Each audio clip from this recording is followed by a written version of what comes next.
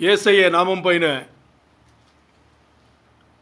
మిమ్మల్ని అందరినీ ఆశీర్వాదం పలికి తండ్రి అయిన దేవునికి సమర్పించి పరిశుద్ధాత్మ దేవుడు మన అందరినీ ఈరోజు బైబిల్ పఠనం మనం ఏదైతే ధ్యానం చేస్తున్నామో ప్రకటన 5:2 నుంచి ఈరోజు కొన్ని వచనములు చూసుకుందాం. ఈ వచనములు మనం ధ్యానించేటప్పుడు పరిశుద్ధాత్మ దేవుడు మన అందరితో ఉండి నడిపించి మన ఏదైతే పాటించాలో దాన్ని అర్థం చేపించి దేవుని మహిమ కోసం ఈ బైబిల్ పఠనంను చేసుకోవాలని యేసయ్య నామంలో ప్రార్థించి వేడుకుంటున్నాను. ఆమేన్. ఆమేన్.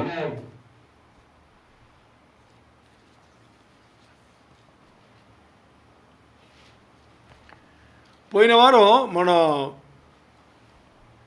ప్రకటన గ్రంథం 5వ అధ్యాయంలో మొదటి వచనం మనం ధ్యానం చేసాం. ఒకే ఒక వచనం మాత్రమే ధ్యానం చేసాము. ఎందుకంటే ప్రకటన గ్రంథంలో 5వ అధ్యాయం వచ్చేసి చాలామంది, అంటే చాలా ఎక్కువ మంది ఈ గ్రంథం ధ్యానం వచ్చేటప్పుడు 5వ అధ్యాయం పెద్దగా పట్టించుకోరు. ఎందుకు పట్టించుకోరు అంటే దాంట్లో పెద్దగా ఏమీ లేదు అని చెప్పేసి అలాగా చదివేసి వెళ్ళిపోతారు. మరి ప్రకటన 5వ అధ్యాయం వచ్చేసి చాలా విషయంలో తేటపరచడానికి మనకు దోహదపడుతుంది. ఈరోజు కూడా చూడండి, మనం 2-3 వచనములు చూసుకుందాము. మరి దాంట్లో యేసుప్రభు వారు ఎందుకు మానవ రూపం ధరించుకొని రావాలి, తర్వాత పాపపు ఊపిలో ఉన్న మనను ఎలా ఆయన వెల చెల్లించి, మన అందరికీ తెలుసు, ఏం తెలుసు, మనం పాపం చేసి పడిపోయిన వాళ్ళు అయిపోయాము, మన వల్ల ఏమీ కాలేదు, అందుకని దేవుడే రావాల్సింది అని చెప్పేసి మనకు తెలుసు. యేసుప్రభు వారు వచ్చారు, మనకి శిలువ మరణం పొంది రక్షించారు, అంతే తెలుసు. మరి ఏమి చేస్తే ఆ శిలువ మరణం జరిగింది, ఆ శిలువ మరణం జరిగిన తర్వాత యేసుప్రభు వారు ఎలా హక్కుదారు అయ్యారు, అంటే మనం రక్షించడానికి ఆయన హక్కుదారుడు ఎలాగ అయ్యారు అనేది ఇక్కడే మనకు ఉందన్నమాట. అందుకని ఈరోజు ఏదైతే మనం ధ్యానం చేయబోతున్నామో అది చాలా చాలా చాలా అంటే మామూలు కాదు, చాలా చాలా ముఖ్యమైన ఒక భాగముకు మనం వచ్చిన్నాము. అందరూ మీకు ఏదైతే టైర్డ్నెస్ అది ఇది ఏదైతే ఉందో అన్నిని పక్కన పెట్టేసి పరిశుద్ధాత్మ దేవుని సన్నిధి కోరి మీతో పనిచేయాలని చెప్పేసి ఏదైతే వాక్య భాగం ఈరోజు మనం ధ్యానం చేస్తున్నామో అదన్నీ కూడా మీ జీవితంలో పనిచేయాలని చెప్పేసి వేడుకుని ప్రార్థన పూర్వంగా ఈ తరగతిని మీరు ఆలకించండి. ఇప్పుడు ప్రకటన 5వ అధ్యాయం 1వ వచనంలో మనం ఈ భూమికి చెందిన హక్కు సంబంధించిన దస్తావేజు, the title deed to earth అని చెప్పేసి పోయిన వారం మాట్లాడుకున్నాం. ఈ టైటిల్ డీడ్ టు ఎర్త్ అనేది ఈ భూమి పైన ఉండే హక్కు, దానికి సంబంధించిన దస్తావేజులు, అంటే పత్రం అంటామే. ఓ ఉదాహరణకి మనం ఏదైనా పొలం కొన్నా, స్థలం కొన్నా, ఇల్లు కొన్నా ఏం చేస్తాం, మన పేర్లో పత్రం రాసుకుంటాం. అలాంటి పత్రం వచ్చేసి తండ్రి దేవుడు సృష్టి అన్ని చేసిన తర్వాత ఆ హక్కు ఎవరు ఇచ్చారు, ఆదాము అవ్వలకు ఇచ్చారని చెప్పేసి కిందటి తరగతిలో మనం ధ్యానం చేసుకున్నాం. ఇప్పుడు ఈ హక్కు, ఈ ఆధిపత్యం అని చెప్పాము కదా, దీనికి ఇంగ్లీష్లో డొమినియన్ అనే పదం వాడబడింది.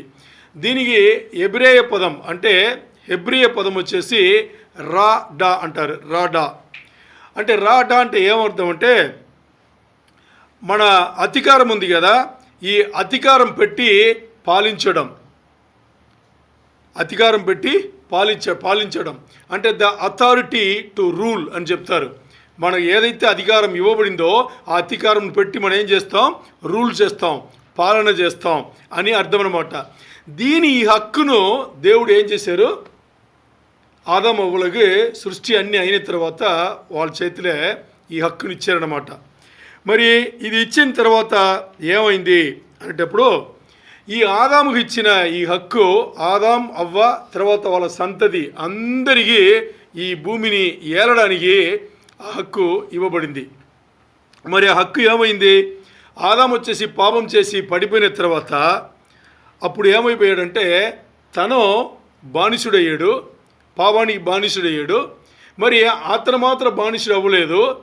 ఏదైతే ఈ భూమిపైనే భూమిని ఏలడానికి అధికారం ఇచ్చి ఆ హక్కు ఉందో ఆ హక్కు కూడా కోల్పోయాడు.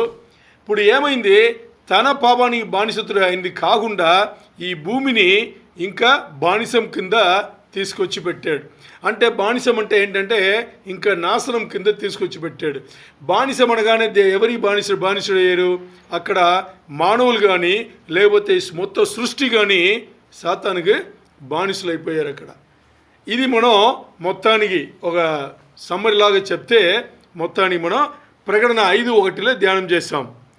ఇప్పుడు ఇక్కడ చూస్తే సృష్టిలో ఆదాం పాపం చేసిన తర్వాత బానిసుడైపోయాడు. మరి దాని ద్వారా ఏమైందంటే ఈ భూమి కూడా బానిసత్వం రూపంలో వెళ్ళి నాశనంకు గురి అయింది. అంటే ఆ తర్వాత నుంచి నాశనం స్టార్ట్ అయిందిగా మొదలుపెట్టింది. దాని ముందు నాశనం అనేది లేదు. సృష్టి ఏదైతే దేవుడు చేశారో అది అలాగే ఉండింది. అంటే దానికి టైం లేదు, స్పేస్ ఏమీ లేదు, అది అలాగే ఉండింది. అంటే ఇప్పుడు పరలోక జీవితం ఎలాగ ఉందో అలాగే ఈ లోక జీవితం కూడా ఉన్నట్టుగా అక్కడ చూస్తాం. ఎవరికి వయసు అవ్వదు, ఎవరితో గొడవాడరు, ఎవరి హాని చేయరు, అలా ఉండింది.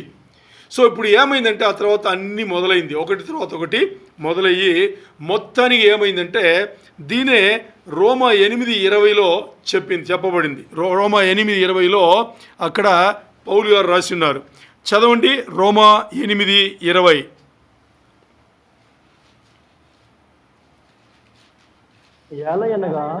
ఎలయనగా సృష్టి నాశనముకు లోనైన దాస్యముల నుండి విడిపింపబడి దేవుని పిల్లలు పొందబోవు మహిమగల స్వాతంత్ర్యము పొందుదమని నిరీక్షణ కలదై స్వేచ్ఛగా కాక దాని లోపరిచిన వాని మూలంగా వ్యర్థపరచబడను. నేను మీకు చెప్తాను, విడిచి చదివాం కాబట్టి ఐడియా లేకుండా పోవచ్చు. అంటే ఈ సృష్టి మొత్తానికి నాశనముకు లోబడేట్టుగా దాన్ని లోపరిచిన వాడు అంటే ఎవరు? ఆదాం. అర్థమైందా? మొత్తం సృష్టిని నాశనముకు లోబడేట్టుగా చేయడానికి దాన్ని లోపరిచిన వాళ్ళు ఎవరు? ఆదాం పాపం చేశాడు కాబట్టి ఏమైంది, దాని ఇంగ్లీష్లో ఇక్కడ for the creation was subjected to futility not willingly. అంటే సృష్టి తన అలా బానిసత్వముకు వెళ్ళలేదు, దాని లోపరిచిన వాడి ద్వారా అది బానిసత్వం వెళ్ళింది. దాన్ని లోపరిచిన వాళ్ళు ఎవరు? ఆదాం, అవ్వలు. ఓకే, ఇప్పుడు చూస్తే ఈ నాశనం అని చెప్తున్నాం కదా, ఫ్యూటిలిటీ. దీనికి ఈ ఫ్యూటిలిటీ అనే పదం ఇంగ్లీష్లో వాడబడింది నాశనపరచడానికి. దీని గ్రేక పదం వచ్చేసి మటాయాటేస్ అని చెప్పేసి పదం వాడబడింది. మటాయాటేస్ అని చెప్పేసి దీని ఏమర్థం అంటే బాగా అర్థం చేసుకోండి. ఈ పదముకు గ్రేక పదం ఇచ్చిన అర్థం వచ్చేసి దీని ముందు దేనికోసం అది చేయబడిందో అది ఇప్పుడు జరగదు అని చెప్పడానికి. అంటే దేవుడు సృష్టి చేసేటప్పుడు ఈ భూమి ఎలా ఉండాలి అనే ఉద్దేశం ఇప్పుడు ఏమైంది, అది నాశనం అయింది. ఎందుకంటే బానిసత్వం వెళ్ళిపోయింది, ఇప్పుడు ఏలపోయేది సాతాను. కాబట్టి దానికి దేవుడు ఏదైతే ఉద్దేశించి ఈ సృష్టిని చేసాడో అది ఇప్పుడు ఆ అంశమును కోల్పోయింది అని చెప్పాలి. దేవుని ఉద్దేశం ఏంటి సృష్టిలో? దేవుని ఉద్దేశం ఆదామును సృష్టి చేసేటప్పుడు ఆదాము వచ్చేసి ఎప్పుడు కూడా సృష్టిలో ఎలా సృష్టి చేసే ఆ టైంలో ఎలా సృష్టిలో ఉన్నాడో అలాగే చివరి వరకు ఉండాలని దేవుని ఉద్దేశం. అలాగే ఇక్కడ ఈ లోకం కూడా, ఈ సృష్టి కూడా, ఈ లోకం కూడా ఎలా ఉండాలి అంటే సృష్టి ఏ టైం అయితే అయిందో ఆ టైంలో దేవుడు ఎలా పెట్టాడో అలాగే ఉండాలని. ఎందుకు అంటే ఆ టైంలో ఇప్పుడు ఉదాహరణ తీసుకుంటే జంతువులు ఉందనుకో, జంతువులు వచ్చేసి లేదా మృగములు అంటే ఒకటి హాని చేయదు, ఒకటి హాని చేసుకోదు. ఉదాహరణ చెప్తే సింహం వచ్చేసి ఏమవుతుందంటే ఆవు ఉందా, సింహం ఆవు ఏదైతే గడ్డి తింటుందో ఆ గడ్డే సింహం తినింది. ఎందుకంటే అప్పుడు నాన్ వెజ్ లేదు. నాన్ వెజ్ పాపం చేసేవరకు అక్కడ ఏ ఒక జంతువో మృగమో అక్కడ వధించబడలేదు. మొట్టమొదటిగా ఒక జంతువు వధించబడింది ఎక్కడంటే ఆదాం పాపం చేసిన తర్వాత సరుమపు చొక్కాలు వేసి దేవుడు పంపిస్తారే అప్పుడే వధించబడింది. సో ఇక్కడ ఆవు ఏదైతే గడ్డి తినిందో అదే గడ్డి సింహం కూడా తినింది. అలాగే ఎలుకబంటి బేర్ ఎలుకబంటి అది కూడా అదే తినిందంట. ఆవు ఎలుకబంటి పక్కనే అది కూడా మేసేసి పక్కనే పడుకుంటుందంట. నిద్రపోయేది కూడా అలాగే ఉంటుందంట. అంటే చూడండి ఎంత బాగుండిందో. అప్పుడు ఆ రోజు అలాగుంది. మరి ఇప్పుడు ఏమైంది? ఆ రోజు చూస్తే ఆ లోకం ఎలా ఉందంటే సరైన లోకంగా ఉండింది. అలాంటి ఒక వాతావరణం ఉంటే ఈరోజు ఉండే ఏ తలనొప్పి, ఏ జబ్బులు, ఏ బాధలు, ఏ హింసలు, ఏ ఇక్కట్లు, ఏ ఇబ్బందులు ఎవరి లేదు మనుషులకి. మరి ఏమైంది? అది పోయింది. ఎప్పుడు? ఆదాం పాపం చేసేటప్పుడు పోయింది. ఎందుకు 5:2 మనం స్టార్ట్ చేయాలి? ప్రకటన 5:2 స్టార్ట్ చేయాలి. మరి ఇప్పుడు 2 అర్థం అవ్వాలంటే ఈ బ్యాక్గ్రౌండ్ అన్నీ చెప్తే కానీ 2 మనం వెళ్ళలేము. అందుకని బాగా అర్థం చేసుకోండి. ఆదాం వచ్చేసి పాపం చేసిన తర్వాత ఆత్మీయంగా మరణించాడు. ఆ ఆత్మీయ మరణం ఎక్కడ తీసుకెళ్ళింది బాగా అర్థం చేసుకోండి. ముందు జరిగింది ఆదాం అవ్వల దగ్గర ఆత్మీయ మరణం, భౌతిక మరణం కాదు, శరీర మరణం కాదు. ముందు జరిగింది ఆత్మీయ మరణం. ఆత్మీయ మరణం జరిగితే ఆ ఆత్మీయ మరణం వచ్చేసి భౌతిక మరణముకు దారితీసింది. అందుకనే అక్కడ ఏం చేసిందంటే మన భౌతికంగా ఆత్మీయంగా ఎప్పుడు దేవునితో సహవాసం మనం కోల్పోయామో అప్పుడు భౌతికంగా కూడా మనం ఏం చేస్తున్నాం? సహవాసం కోల్పోతున్నాము. అందుకని మానవులు ఆ తర్వాత ఈ సృష్టి మొత్తానికి దేనికి లోబడింది? సాతానుకు బానిసలైపోయి దేవుడు ఏదైతే ఉద్దేశం కలిగి దీన్ని సృష్టి చేశాడో ఆ సృష్టి నుంచి ఆ దారి తప్పిపోయింది. ఇప్పుడు ఆ దారి ఒకటి తప్పిపోయింది. ఇప్పుడు ఏమైంది? ఆ దారి పాపం చేసిన తర్వాత ఆ దారి తప్పి లోక సృష్టి అన్ని దారి తప్పిన తర్వాత ఇప్పుడు ఏమైందంటే పుట్టిన మనిషికి వయసు అవుతుంది, జబ్బులు వస్తుంది. ఈ భయంకరంగా ఉండే వాతావరణం ఉంది కదా, ఈ వాతావరణం ఏం చేస్తుంది? మనను హాని చేస్తుంది, సమయం పుడుతుంది, మనకు వయసు అవుతుంది, ఈ జబ్బులు రావడం, చనిపోవడం ఇవన్నీ ఆ తర్వాత వచ్చింది.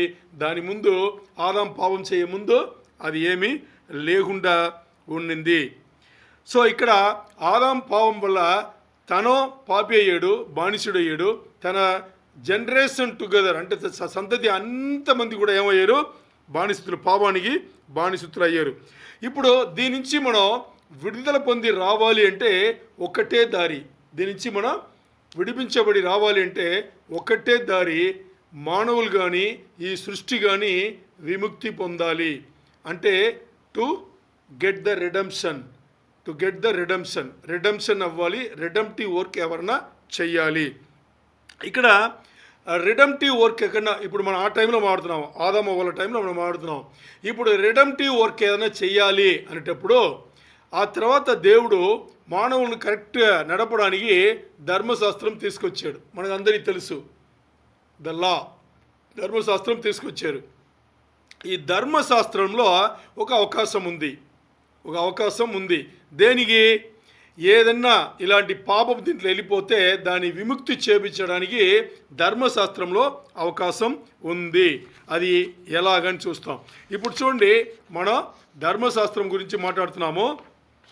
కొంచెం కేర్ఫుల్గా వినండి. లేవియకాండంలో 25వ అధ్యాయంలో దేవుడు, తండ్రి అనే దేవుడు వచ్చేసి ఏదన్నా ఇలాగా అమ్ముడు పోతే దాని ధర్మశాస్త్రం ప్రకారం మరి దాన్ని పాత స్థాయికి తీసుకురావచ్చు అని చెప్పేసి అక్కడ చెప్పినారు.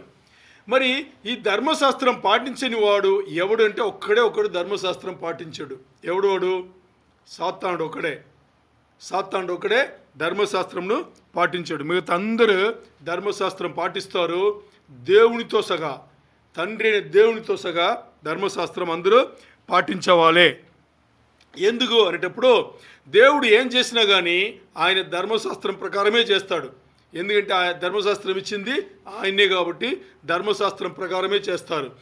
ఎంతవరకు దేవుడు ధర్మశాస్త్రం ప్రకారం చేశారు అంటే, యేసయ్య పాత నిబంధన అన్నీ అయిపోయింది, యేసయ్య వచ్చారు. యేసయ్య వచ్చిన తర్వాత పెద్దయి 33 సంవత్సరాలు పరిచర్య అన్నీ చేసి తర్వాత శిలువ త్యాగం చేస్తున్నారు. శిలువ త్యాగం చేసి మరణించిన తర్వాత 3 రోజులు నరకంలో ఉన్నారు. నరకంలో వెళ్ళి మనకు వెల చెల్లించిన తర్వాత ఎప్పుడు తండ్రి అనే దేవుడు పరిశుద్ధాత్మను పెట్టి యేసయ్యను మరీ పునరుద్ధానం చేశారో అంతవరకు కూడా తండ్రి అనే దేవుడు ఏం చేశారు? ధర్మశాస్త్రం ప్రకారమే అన్నీ చేశారు. అదే ఈరోజు మాడబోతున్నాము. అదే ఈరోజు ఉండే భాగం కూడా ఏమని చూద్దాం. ఇక్కడ చూస్తే ఇప్పుడు మనం ఏం ఆడుతున్నామంటే విముక్తి గురించి మాడుతున్నాం. ఎవరన్నా దేనికైనా అమ్ముడు పోయి ఉంటే దాన్ని మళ్ళా తీసుకురావడం ఎలాగా, మరి చెల్లించి ఆ రిడెంప్షన్ వర్క్ విముక్తి ఎలా చేపించాలి అనేది మనం ఇక్కడ ధ్యానం చేస్తున్నాం. లేవియాకాండం 25వ అధ్యాయం 47 నుంచి 49 వరకు చదవండి గట్టిగా. లేవియాకాండం 25:47 చదవండి.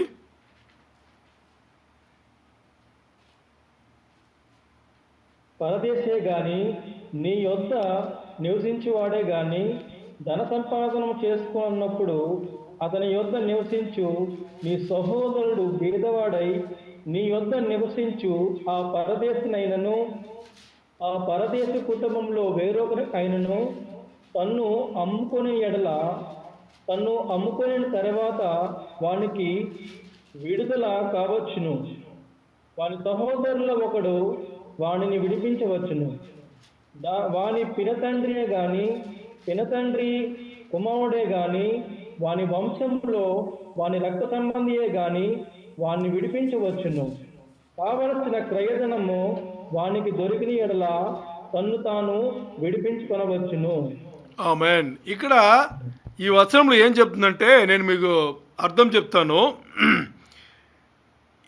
ఇప్పుడు ఇశ్రాయేల్ జనాంగంలో ఇశ్రాయేల్ దేశంలో ఈ అలవాటు ఉంది. ధర్మశాస్త్రం ప్రకారం ఎవరన్నా ఒక ఇశ్రాయేల్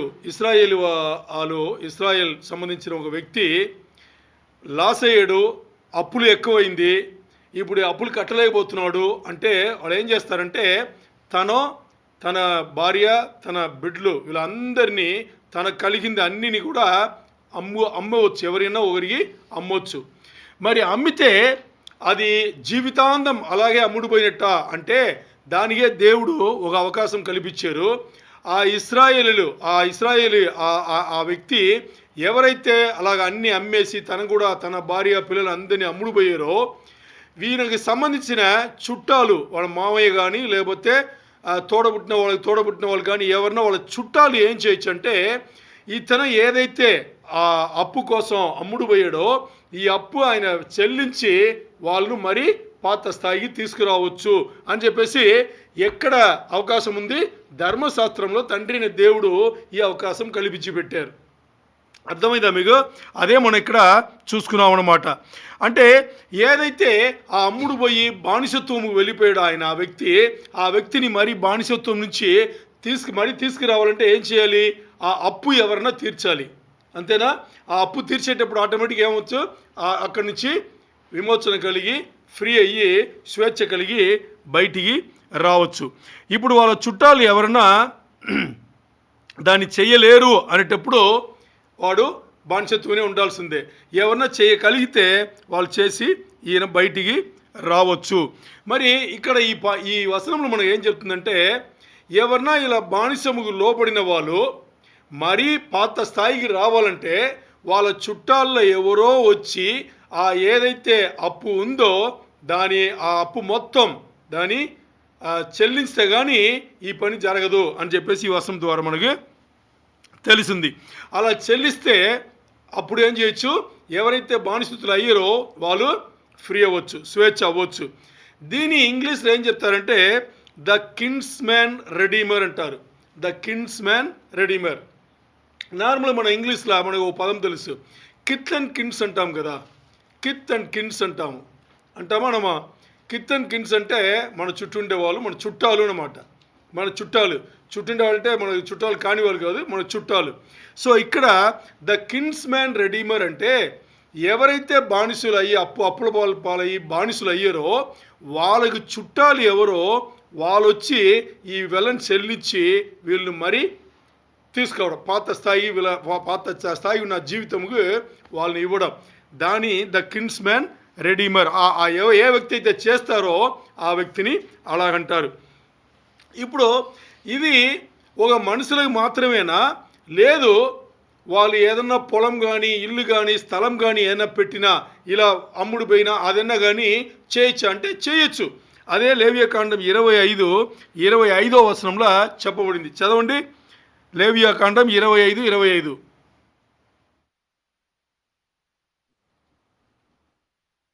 నీ సహోదరుడు బీదవాడై తన స్వాస్థ్యములో కొంత అమ్మిన తర్వాత అతనికి సమీప బంధువుడు విడిపించి వచ్చిన ఎడల తన సహోదరుడు అమ్మిన దానిని అతడు విడిపించును. ఇప్పుడు ఇక్కడ అదే చెప్పింది. తన సహోదరుడు ఎవరైనా తనకు అణిగిన ఈ ఏదైనా సంపద అంటే పొలం కానీ ఇల్లు కానీ ఇలాంటిది ఏదన్నా ఒకటి పెడితే వాళ్ళ చుట్టాలు చేయొచ్చు. ఇప్పుడు చూడండి, ఆదాం కోల్పోయింది ఏంటి? ఆదాం పాపం చేసేటప్పుడు కోల్పోయింది 2 విషయములు. ఒకటి, తన సంతతిలో ఉండే వాళ్ళందరూ ఏమయ్యారు? దేవునితో ఉండే అన్యోన్య సహవాసం అక్కడ కోల్పోయాడు, పాపముకు బానిసుడయ్యాడు. ఆ పని చేసిన దాని ద్వారా మొత్తం సృష్టి ఏమైంది? బానిసము రూపంలో వెళ్ళిపోయింది. ఇప్పుడు మానవులు ఉన్నారు, ఇక్కడ ఏముంది? సృష్టి కూడా ఉంది, సృష్టి కూడా 2 ఉంది. అంటే ఇక్కడ పొలం సంబంధించిన ఆ సృష్టి కూడా ఉంది, ఇంకోటి ఏముంది? మనుషులు కూడా, ఇద్దరు ఉన్నారు. ఈ రెండింటికి విముక్తి చెందడానికి దేవుడు ధర్మశాస్త్రంలో ఏం కల్పించాడు? అవకాశం కల్పించాడు. రూల్ చూసామా? ఇప్పుడు వచనం ద్వారా చూసుకున్నాం. సరే, ఇప్పుడు మనకి ఈ పని చేసింది ఎవరంటే యేసు ప్రభువు వారు మనకు వచ్చి చేసింది ఇలాంటి పనే. ఈరోజు దీనిపైనే మనం కొంచెం ధ్యానం చేస్తాము. ఎలా చేశారు ఆయన? ఎందుకు ఆయన హక్కుదారుడు అయ్యాడు? మనకు రక్షణ ఇవ్వడానికి ఆయన హక్కుదారుడు ఎలాగయ్యాడు అనేది మనం ఇక్కడ చూద్దాం. యేసు ప్రభువు వారు చేసింది ఏంటంటే ఆయన మన చుట్టాలు అయ్యాడు. ఫస్ట్ కిన్స్ మ్యాన్ రెడీమర్ అయ్యాడా లేదా? అయ్యాడు. మనకి చుట్టాల కింద లెక్కగా వచ్చాడనమాట. ఎలా అందుకు వచ్చారు కాబట్టి ఆయన ఏం చేశారు? మనకు కావాల్సిన మన చేసిన పాపము కావాల్సిన వెల ఆయన చెల్లించి ఏం చేశారు? మనను మరి పాత స్థాయికి తీసుకొచ్చారు. ఇది ఎలాగుంది అని చూసేటప్పుడు ఇప్పుడు జూదాయిసంలో జూయిస్ లా ఉంది కదా, ఆ జూదాయిసంలో ధర్మశాస్త్రంలో ఎలాగుంది అనేటప్పుడు ఒకరు ఏదన్నా ఒకటి కొనాలి అనేటప్పుడు అక్కడ ఏం చేస్తారు? ఇప్పుడుంటే మనం ఏదైతే పత్రం ఇవన్నీ రిజిస్టర్ చేస్తామో అది అక్కడి నుంచి వచ్చిందే, ఆయన ఇంట్రడ్యూస్ చేసిందే. అప్పుడు ఎలా ఉంటుందంటే ఇప్పుడు పత్రం వచ్చేసి మనకు ఎలాగుంది? ఇలా పేపర్ లాగా ఉంది. ఈ సైజులో మనకి పత్రాలు పేపర్ లాగా ఉంది కదా. మరి ముందు అది పేపర్ లాగా లేదు, ఎలా ఉండింది? స్క్రోల్ లాగా ఉండింది. మీకు తెలుసు కదా, అది ముందు అలా లేదు కదా. సో ముందు ఎలా ఉండింది? ఇది స్క్రోల్ లాగా ఇలా చుట్టబడి ఉంటుంది అనమాట. ఇప్పుడు దీంట్లో ఏముంటుందంటే దీని లోపల ఎవరు కొన్నారు? ఇప్పుడు మన పత్రంలో ఉన్నట్టే ఎవరు కొన్నారు, ఎంత భూమి ఎక్కడుంది, ఎంత కొన్నారు, ఇవన్నీ పెట్టేసి అన్ని లోపల ఉంటుంది. పై భాగం ఉంది కదా, పై భాగంలో చివరిలో ఏముంటుందంటే సాక్షుల సంతకం ఉంటుంది, అమ్మిన వాళ్ళ సంతకం ఉంటుంది, కొన్న వాళ్ళ సంతకం ఉంటుంది. ఇది పాతది. ఇప్పుడు మనకి స్ట్రైట్గా మనకి పేపర్ లాగా ఇలా వచ్చేసింది అనమాట. ఓకే, ఇప్పుడు దాని లోపల ఏముంది అని చూసేటప్పుడు ఈ సాక్షులు వేసేవాళ్ళు ఇవన్నీ ఉన్నారు కదా. ఇప్పుడు ఇదే స్టోరీని మనం ఇశ్రాయేల్ దేశంలో ఒక వ్యక్తి తన అమ్మిన దానిని తన కలిగిన దానిని ఇలాగా బానిసత్వం కింద వెళ్ళిపోయిన తర్వాత ఎవరన్నా దాన్ని మరి పాత స్థాయికి తీసుకురావాలని ఎవరన్నా ఈ అప్పులన్నీ చెల్లించేసి మరి ఈ పని చేశారంటే వీళ్ళు ఏం చేస్తారంటే ఒక టైటిల్ డీడ్ రాసుకుంటారు. ఏమంటారు? ఒక పత్రం రాసుకుంటారు. ఈ పత్రం రాసుకున్న దీంట్లో ఇదే ఉంటుంది అనమాట. మీకు అర్థమైంది కదా ఈ సీన్? ఓకే, ఇప్పుడు దీన్ని గుర్తుపెట్టుకుంటే ఈ పత్రమును వాడడానికి ఇప్పుడు మీ పైన ఓ పొలం ఉంది, స్థలం ఉంది, ఇల్లు ఉంది అనుకోండి. ఈ పత్రము హక్కుదారు మీరు కాబట్టి మీరు తప్పితే దాన్ని ఎవరన్నా ఇంకోరి పైన రాసి పెట్టడానికో ఇంకోరి అమ్మడానికో లేదు మీరు దాన్ని వాడుకోవడానికి హక్కు ఎవరికి ఉంది? మీకే ఉంది. అంతేనా? ఎవరి పేరు దాంట్లో ఉందో వాళ్ళకే ఉంది కదా. మరి ఇప్పుడు మనకు యేసుప్రభు వారు మనను ఈ సృష్టిని మొత్తాన్ని రక్షించడానికి వచ్చినాయని మనకు తెలుసు. మరి ఆయన హక్కు ఎక్కడి నుంచి వచ్చింది, ఎలా వచ్చింది? మనకు తెలిసిన ఒకే ఒక కారణం ఏంటి? సిలువలో ఆయన మరణించారు, అంతేనా కదా. అదే మరి ఆ ప్రాసెస్లో ఏమి జరిగింది? సిలువలో మరణిస్తే ఏం జరిగింది? ఆత్మీయంగా మనం యేసయ్యకి వచ్చాము. మన ఇంకా భౌతిక శరీరం, ఇంకా సృష్టి, ఇవన్నీ ఉన్నాయి కదా. అది ఒకటి తర్వాత ఒకటి మనం చూసుకుందాం.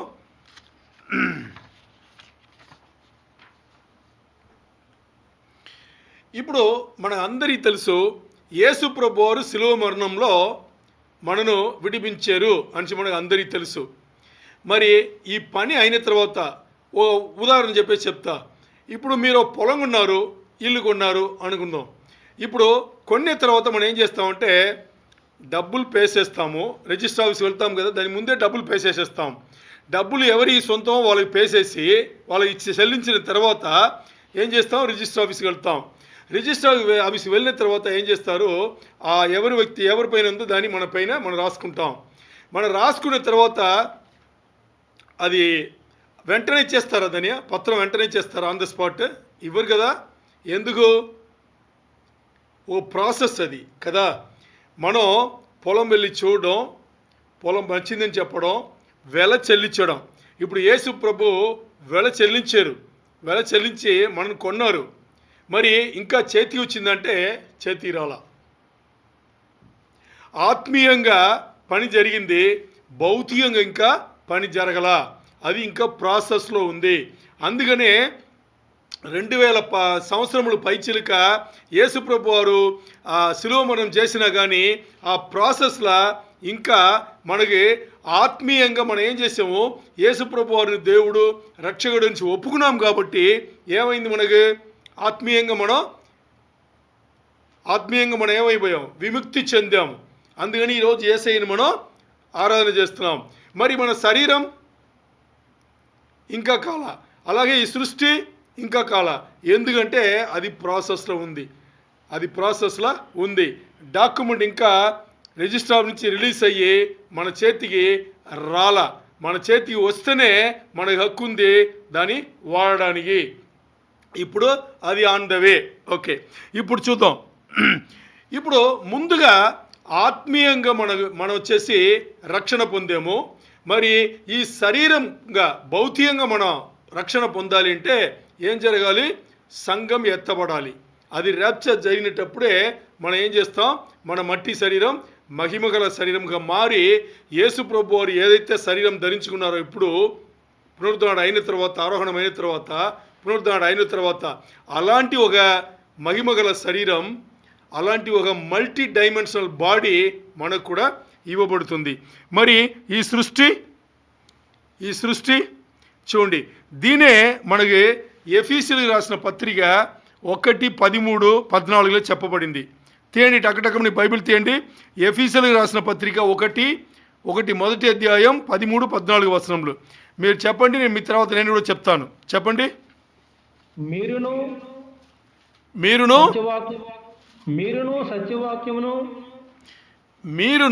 సత్యవాక్యమును అనగా మీరు రక్షణ సువార్తను విని క్రీస్తునందు విశ్వాసం ఉంచి వాగ్దానము చేయబడిన ఆత్మచేత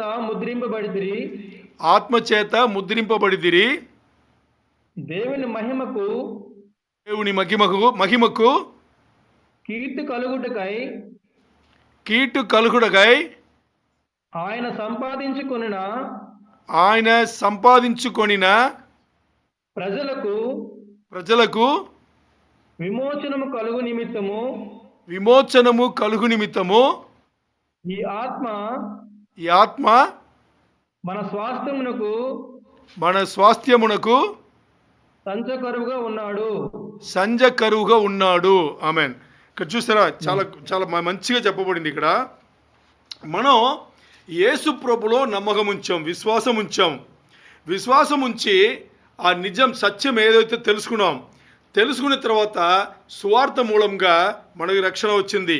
ఆ రక్షణ వచ్చిన వెంటనే పరిశుద్ధాత్మ దేవుడు మన రూపంలో వచ్చి వాగ్దానం ఇచ్చి మనకి రావాల్సిన స్వాస్థ్యం అంటే పరలోకం వెళ్ళిన తర్వాత మనకు రావాల్సిన ఇన్హెరిటెన్స్ అంటాం. మనకు రావాల్సిన సంపద. ఆ ఇన్హెరిటెన్స్కి ఎవరు గ్యారంటీ ఇస్తున్నారు? సంచకరువు అంటే గ్యారంటీ ఎవరు ఇస్తున్నారు? పరిశుద్ధాత్మ దేవుడు దానికి మనకు గ్యారంటీ ఇస్తున్నారు. అంటే ఇక్కడ ఏమి జరిగింది? మన యేసు ప్రభు వారిని ఒప్పుకునే వెంటనే పరిశుద్ధాత్మ దేవుడు మన రూపంలో వచ్చి, యేసు ప్రభు వారే మన దేవుడి నుంచి ఒప్పుకునే తర్వాత ఆయన రూపంలో వచ్చి మనకు ఒక గ్యారంటీ ఇస్తున్నారు. ఏం గ్యారంటీ ఇస్తున్నారు? పరలోకంలో మీకు మీ సంపద ఉంది, దానికి నేనే గ్యారంటీని చెప్పేసి రూపల ఆయన వచ్చి ఉన్నారు. మరి ఇక్కడ చూడండి, రక్షణ దేనికి జరిగింది? మన మనసు, మన హృదయముకు, అంటే ఆత్మీయంగా మనకు రక్షణ వచ్చింది. భౌతికంగా ఇంకా రాలా. ఈ భౌతికంగా మనకు రావాలి అంటే ఏం చేయాలి? విముక్తి పొందాలి. మనం ఏం చేయాలి? విముక్తి పొందాలి. సంఘం ఎత్తబడేటప్పుడు మనం కూడా యేసుప్రభు వారు పోలికలు చేసి ఎత్తబడాలి. మరి ఇప్పుడు ఆలోచన చేస్తే యేసుప్రభు వారు తన రక్తం ఇచ్చి మనను ఆల్రెడీ కొని ఉన్నారు. ఎలా కొని ఉన్నారు? మన రక్తముకు అంటే మన పాపముకు ఎంత వెల చెల్లించాలో అంతే వెల చెల్లించి ఆయన ఏం చేశారు? మనను కొనేశారు. ఇప్పుడు ఆత్మీయంగా మనకు రక్షణ వచ్చింది. మరి భౌతికంగా ఆయన కొన్నారు, కానీ ఇంకా భౌతికంగా రక్షణ అయితే రాలా. ఎప్పుడు వస్తుంది అనేటప్పుడు ఏదైతే యేసు ప్రభు వారు ఈ పని చేసి ఉన్నారో, ఈ యేసు ప్రభు వారు ఇప్పుడు ఏం చేయాలి అంటే ఆయన ఒక స్టెప్ అంటే ఒకటి ముందు వచ్చి, ఏదైతే సృష్టి మొత్తాన్ని పాపంలో బానిసత్వం అయిపోయిందో దానిలో ఉండే మానవులు కూడా ఆత్మీయంగా అయ్యారు, కానీ ఇంకా భౌతికంగా అవ్వలేదు. భౌతికంగా సృష్టి మొత్తానికి ఇది రక్షణ కింద రావాలంటే ఇప్పుడు ఏం చేయాలంటే యేసు ప్రభు వారు వచ్చి ఈ భూమి యొక్క ఏదైతే ఆదాం కోల్పోయిన ఈ భూమి యొక్క ఆ పత్రం ఉందో, ఆ దస్తావేజు ఉందో, దానికి హక్కుదారుగా ఆయన ఏం చేయాలి? ఇప్పుడు దాన్ని తీసుకోవాలి. ఈ పని ఇప్పుడు జరగాలి. ఆత్మీయంగా మనకు ఓకే, మరి భౌతికంగా మానవులు కానీ లేదు సృష్టి కానీ ఇంకా దేనికి రావాలి? రక్షణకు రావాలి. ఇప్పుడు చూస్తే దానికే యేసు ప్రభు వారు త్వరగా రాబోతున్నారు. ఎంత త్వరగా రాబోతున్నారు అంటే ఆ ప్రాసెస్ అన్నీ కంప్లీట్ అవే. ఆ ప్రాసెస్ అన్నీ ముగింపుకు వచ్చింది. ఇప్పుడు యేసు ప్రభు వారు వచ్చే సమయం వచ్చేసి చాలా దగ్గర పడింది. ఇదే ఈ యేసు ప్రభు వారు వచ్చే సమయం చాలా దగ్గర పడింది అని చెప్పడానికి ప్రకటన గ్రంథం మొత్తం అదే అన్నమాట. ప్రకటన గ్రంథం చదివితే యేసు ప్రభు వారు వచ్చేది అంటే సంఘం ఎత్తబడిన తర్వాత యేసు ప్రభు వారు వచ్చే దీని గురించి అన్ని సంగతులన్నీ అక్కడ రాయబడి ఉంటుంది అన్నమాట. ఇప్పుడు ఈ ఫైనల్ టైం, ఈ ముగింపు టైం వచ్చేటప్పుడు రెండు విషయములు జరుగుతుంది. ఈ ముగింపు టైం వచ్చేటప్పుడు ఏం జరుగుతుంది? రెండు విషయములు నెరవేర్పుకు రావాలి. మొదటిగా ఏంటి అనేటప్పుడు సంఘం ఎత్తబడి మన భౌతిక శరీరం వచ్చేసి ఏమవ్వాలి? మహిమ శరీరంగా మారాలి. అంటే మన భౌతిక శరీరం వచ్చేసి విముక్తి చెందాలి. ఇది ఒకటి. రెండోది వచ్చేసి యేసు ప్రభు వారు ఇంకా తనవే హక్కుదారుడు అని చెప్పేసి ముందు వచ్చి ఆయన హక్కును ఆయన ఏం చేయాలి? ఇక్కడ ఎక్సర్సైజ్ చేయాలి. ఆయన హక్కును ఎక్సర్సైజ్ చేయాలంటే ఆయన అస్సలే మనకు ఏమైనారు? ఆత్మీయంగా మనకు రక్షణ ఇచ్చి ఆయన ఏమైనారు? The kinsman redeemer అయ్యున్నారు. అంటే మన చుట్టాలుగా బానిసత్వం నుంచి మనకు చెల్లించాల్సిన అప్పులన్నీ చెల్లించి మనను మరి పాత స్థాయి తీసుకురావడానికి ఆయన ద కిన్స్మెన్ రెడీమర్ అయ్యున్నారు. ఎలాగ అయ్యున్నారు అనేది మనం తర్వాత చూద్దాం. ఇప్పుడు ఈ కిన్స్మెన్ రెడీమర్ ఎలాగ అయ్యున్నారు అంటే మనకి చుట్టాలు ఎలాగ అయ్యున్నారు అనేది ఈ 5వ అధ్యాయం మొత్తానికి, ప్రకటన 5వ అధ్యాయం మొత్తానికి మనకి వివరణ ఇస్తుంది. ఇప్పుడు దీని బ్యాక్గ్రౌండ్గా పెట్టుకుని ప్రకటన 5:2, ఇప్పుడు దీని బ్యాక్గ్రౌండ్గా పెట్టుకుని మనం ఏం చేస్తాం, ప్రకటన 5:2 నేనే చదువుతున్నాను. ప్రకటన 5:2, ప్రకటన 5వ అధ్యాయం 2వ వచనం చదువుతాం. మరియు దాని ముద్రలు తీసి ఆ గ్రంథము విప్పుటకు యోగ్యుడైన వాడెవడని బలిష్ఠుడైన యొక్క దేవదూత బిగ్గరగా ప్రచురింపగా చూచి తిని. అంటే ఇక్కడ యోహాను గారు ఏం చెప్తున్నారంటే, నేను బలిష్ఠుడైన ఒక దేవదూతను, అంటే ఒక స్ట్రాంగ్ ఏంజల్ అని చెప్పాలి ఇంగ్లీష్లో. ఏమనాలి? ఇంగ్లీష్ అలాగే ఉంది, స్ట్రాంగ్ ఏంజల్. అదేంటి స్ట్రాంగ్ ఏంజల్? యోహాన్ గారు అక్కడ ఏం చూస్తున్నారంట, ఓ బలిష్ఠుడైన దేవదూత అంటే ఒక స్ట్రాంగ్ ఏంజల్ వచ్చేసి ఏం చేస్తారంటే బిగ్గరగా అంటే గట్టిగా వచ్చేసి అక్కడ శబ్దం ఇచ్చినట్టుగా ఉంటుంది, బాగా గట్టిగా అరిసి మాట్లాడినట్టుగా ఉంటుంది. ఏం మాట్లాడినట్టుగా ఉంటుంది అని చూస్తే, ఈ పుస్తకమును తెరవడానికి, ఈ పుస్తకమును ఇప్పడానికి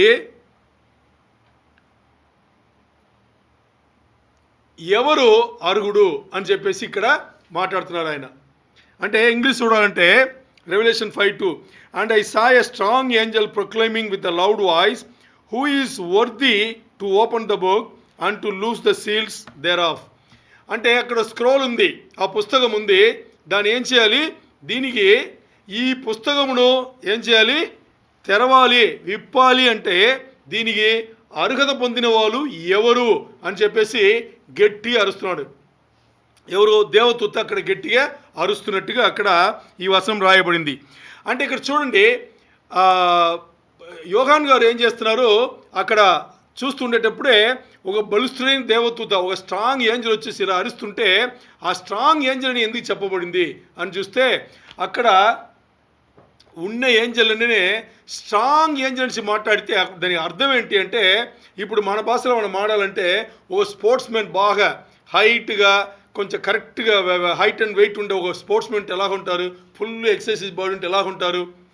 ఎందుకు ఇది చెప్తున్నామంటే, అక్కడ చూడండి యోహాన్ గారు వచ్చేసి దేవదూత గురించి మాట్లాడేటప్పుడు బలిష్ఠుడైన దేవదూత అని చెప్పేసి ఆయన ఫిజికల్ భౌతిక శరీరం గురించి ఆయన మాట్లాడుతున్నారు. అర్థమైందా? ఇప్పుడు దేవదూతలు వచ్చేసి అక్కడ శరీరంగా వాళ్ళందరూ ఆత్మస్వరూపులు కదా, ఆత్మలు ఉంటారు.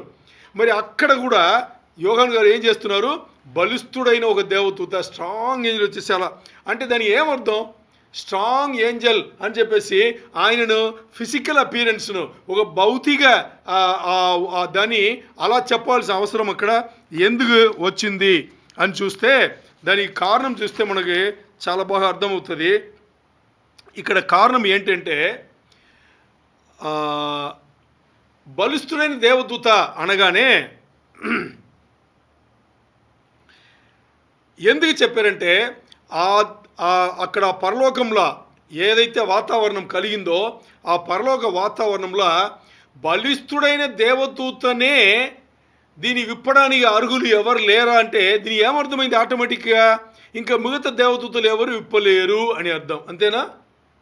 బలిష్ఠుడైన దేవదూతనే విప్పలేదు అంటే విప్పవాళ్ళు ఎవరున్నారని ఆ గట్టి అరుస్తుంటే ఇంకా దాని ఏమర్థం, మిగతా అక్కడ ఉండేవాళ్ళు ఎవ్వరు విప్పలేరు అని చెప్పేసి దానికి అర్థం. ఇప్పుడు ఈ బలిష్ఠుడైన దేవదూత ఏమని అరుస్తుంది, అక్కడ ఏమని అరుస్తుందంటే, ఈ పుస్తకమును విప్పడానికి అర్హుడు ఎవరు అని చెప్పేసి అడుగుతుందన్నమాట. దీన్ని మనం అర్థం చేసుకోవాలి అంటే దాని ఏమర్థం, దీని అంటే అర్హుడు అనేది, ఈ అర్హత అనేది దీన్ని మనం అర్థం చేసుకోవాలంటే ఇంగ్లీష్లో వాడబడిన పదం వర్ది. ఈ వర్ది అనే పదం వచ్చేసి గ్రేక పదం ఉందే, ఈ గ్రేక పదం ఆక్సియాస్. ఆక్సియాస్ అంటే దీని ఏమర్థం అంటే రెండిటిని సమానంగా తీసుకురావడం, ఒకటి కన్నా ఇంకోటిని దానికోసం సమానంగా తీసుకురావడం అని అర్థం. సమానంగా తీసుకురావడం అనేది అర్థం ఏంటంటే, ఇప్పుడు ఒక ఉదాహరణ చెప్తా చిన్నగా. అక్కడ ఏముంది? తరాసు ఉంది కదా. ఈ తరాసులో వచ్చేసి ఒకవైపు ఏముంది? గోల్డ్ ఉంది, ఇంకోవైపు మనుషులు పెట్టారు. దీని పక్కన పెట్టండి, నేను ఒకటి చెప్తా. ఒకవైపు గోల్డ్ ఉంది, ఇంకోవైపు డబ్బులు పెట్టాలి. అంటే దానికి అర్థం ఏంటంటే, ఒకవైపు గోల్డ్ ఉంది, ఇంకోవైపు డబ్బులు పెట్టాలంటే ఇప్పుడు గోల్డ్ ఎంత విలువ, దాని ఎంత డబ్బులు? ఇప్పుడు తరాసు ఉంది, ఒకవైపు మాత్రం గోల్డ్ పెట్టే, ఇంకోవైపు ఏం పెట్టలా. ఇప్పుడు ఈ గోల్డ్ పెట్టిన, ఈ బంగారం పెట్టిన వైపు కింద వెళ్ళిపోతుంది కదా. మరి ఇటువైపు ఇది ఎంత విలువ అంత డబ్బులు పెడితే ఇది సమానంగా వస్తుంది, అంతే కదా. అంటే ఈ బంగారంకు సంబంధించిన వెల మనం చెల్లించినట్టు, అంతేనా? ఓకే, దీన్ని మనసులో పెట్టుకోండి. ఇప్పుడు ఇదే ఒకరి పాపమును మనం లెక్క పెట్టాలంటే, ఒకరు చేసిన పాపమును మనం లెక్క పెట్టాలి అని అనుకోండి. అప్పుడు ఎలా లెక్క పెట్టగలము? ఇదే తరాసు పెట్టుకుందాం. ఇప్పుడు ఒకరు చేసిన పాపం ఒకవైపు పెట్టాము, ఇంకోవైపు పైకి ఉంటుంది. పాపం కింద వెళ్ళిపోతుంది కదా, వెయిట్ ఉంది కాబట్టి కింద వెళ్ళిపోతుంది. ఇప్పుడు ఈ పాపమును సరిగ్గా ఇలా తీసుకురావాలి, ఇలా సమానంగా తీసుకురావాలంటే ఇటువైపు ఏం చేయాలి? మంచి విషయములు పెట్టాలి, అంతేనా? మంచి విషయములు ఎంత పెట్టాలి అంత పెడితే అప్పుడు ఈ రెండు సమానంగా వస్తుంది, అంతే కదా. ఓకే, ఇప్పుడు దీన్ని మనసులో పట్టుకుని ఈ లోకంలో ఉండే అంత పాపం అన్ని ఈ తరాసులో ఒకవైపు పెట్టామనుకోండి. ఓ ఉదాహరణ చెప్తున్నా. ఈ లోకంలో ఉండే అన్ని పాపములను తరాసుల ఒక్కవైపు పెట్టి కింద వెళ్ళిపోతాయి కదా. ఇప్పుడు ఈ కింద వెళ్ళినదని ఇంకోవైపు ఏం చేయాలి? ఎవరో ఈ పాపముకు వెల చెల్లించాలి. దాని వెల చెల్లించి ఇటువైపు పెడితే అప్పుడు ఏం చేయాలి? సమానంగా వస్తే ఈ పాపములన్నీ విముక్తి చెందుతాయి, అంతేనా కాదా? ఇప్పుడు ఆలోచన చేయండి. ఒకవైపు మన మానవులు ఈ మానవుల ద్వారా సృష్టి పొందిన ఈ పాపములు అన్నిటికీ ఒకవైపు ఏమైంది? పాపములు తరాసులో పెట్టబడింది. ఇంకోవైపు దీనికి శిక్ష ఎవరో అనుభవించాలి కదా. దీనికి శిక్ష ఇంకోవైపు పెట్టాలి. ఆ శిక్ష ఏం చేశారు? ఈ పాపములకు ఏ శిక్ష, ఏ పాపములు? ఇది లోకముండ నరుడు మానవులు అంతా చేసిన పాపం ఎంత ఉంటుంది?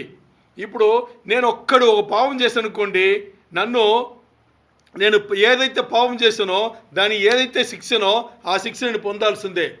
చిన్న పాపంకి చిన్న శిక్ష, పెద్ద పాపం పెరిగే కొలది శిక్ష పెరుగుతుంది.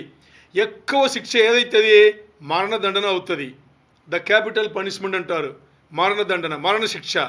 ఇప్పుడు ఇక్కడ చూడండి, నేను ఒక్కడు చేసిన ఉదాహరణ చెప్తాను. నేను ఒక్కడు చేసిన పాపంకే నాకు మరణదండన రావాలి.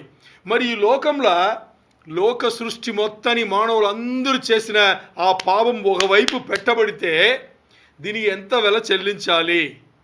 అర్థమైందా? ఎంత వెల చెల్లించాలి?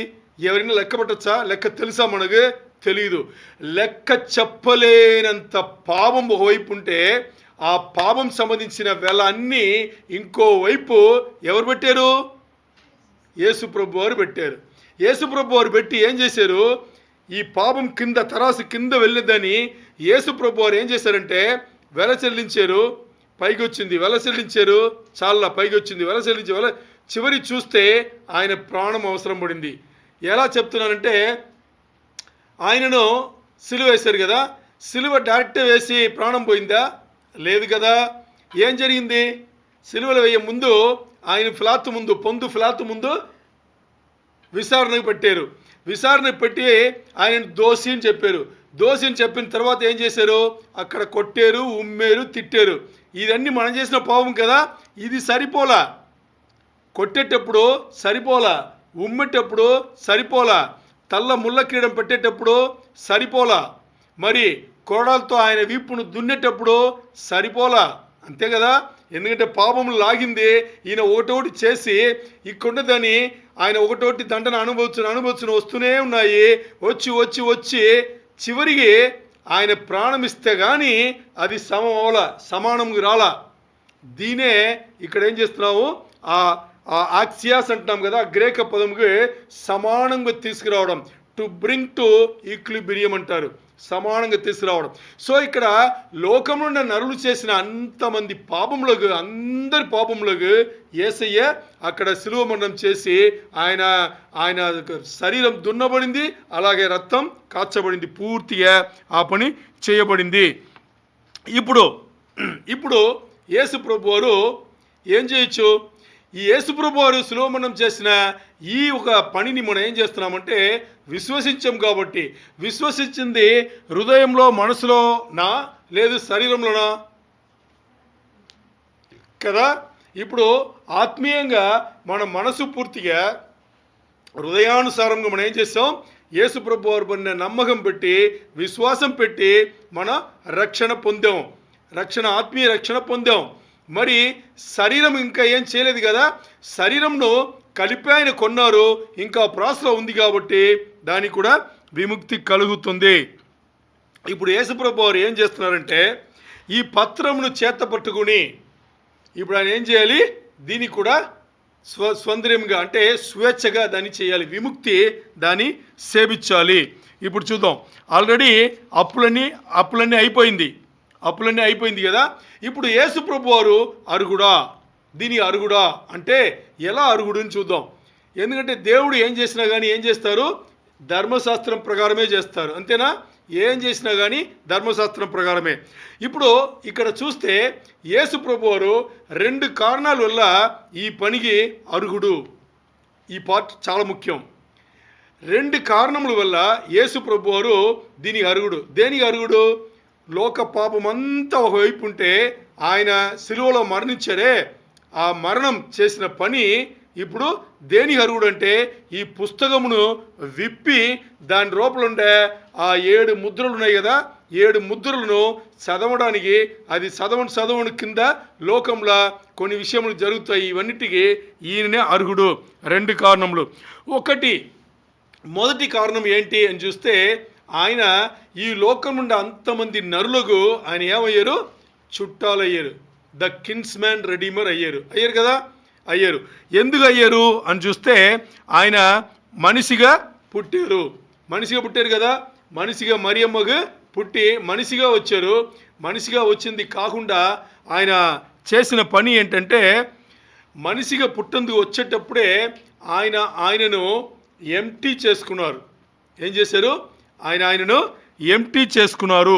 ఎంటీ అంటే దానికి అర్థం ఏంటంటే ఆయన దేవుడే కదా, దేవుడిగా ఉండి కూడా ఆయన మానవ రూపం ధరించడానికి ముందు ఆయన దేని వదిలిపెట్టారంటే ఆయన దైవత్వంను ఆయన ఏం చేశారు? అక్కడ వదిలిపెట్టారు. మరి ఇక్కడికి వచ్చేటప్పుడు పూర్తిగా 100% ఆయన ఎలా వచ్చారు? నరుడుగానే వచ్చారు, మనిషిగానే వచ్చారనమాట. అంటే చూస్తే పైన ఆయన ఉండేటప్పుడు, తండ్రితో ఉండేటప్పుడు 100% దేవుడు, మరి దాన్ని వదిలిపెట్టి ఇక్కడ నరుడుగా, మానవుడిగా వచ్చేటప్పుడు 100% నరుడుగానే వచ్చాడు. అందుకే ఇక్కడ చూడండి, ఫిలిప్పీలకు రాసిన పత్రిక, సౌందర ఆనందరాజ్ ఫిలిప్పీలకు రాసిన పత్రిక 2వ అధ్యాయంలో 7వ వచనం, 2వ అధ్యాయంలో 7వ వచనం చదవండి.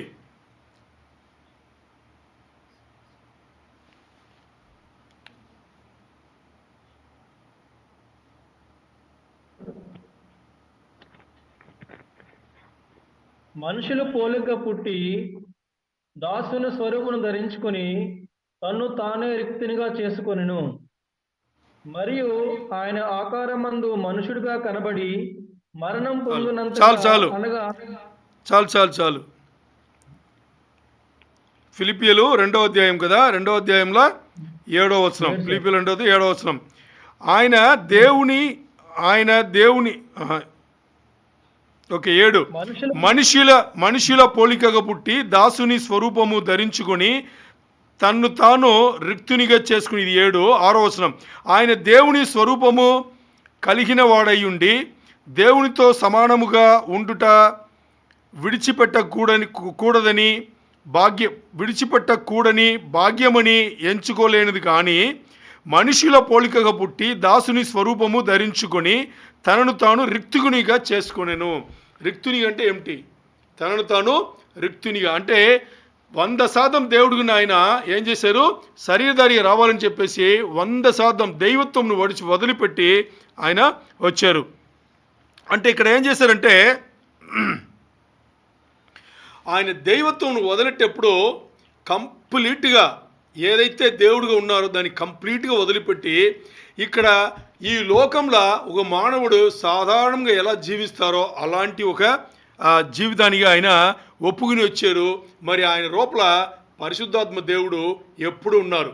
ఎందుకంటే ఆయన పుట్టిన దాని నుంచి ఏ పాపం కూడా ఎరగల, పుట్టుకతోనే ఏ పాపం ఎరగల, పుట్టిన తర్వాత కూడా ఏ పాపం కూడా ఎరగలేదు.